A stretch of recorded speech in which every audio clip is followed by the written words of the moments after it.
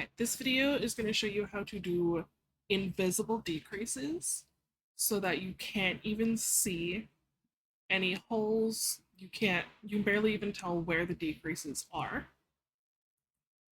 And that is, normally a decrease would be a single crochet two together. You would go through, pull up your yarn, go through, pull up your yarn, and then yarn over, pull through all three of them. And then this can sometimes leave holes and it looks a bit messy. The invisible decrease, instead of going through both of the stitches, you're going to go through only the front loop of the V here. You're going to go through just the front, and then you're just going to take it back and go through the front of the second one as well.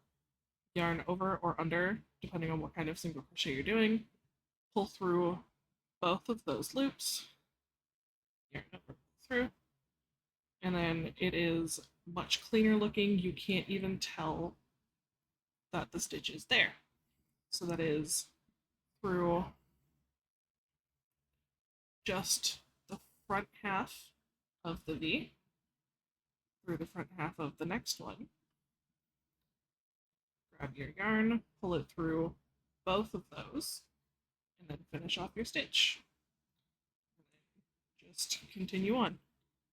Now you've done decreases and they are completely invisible.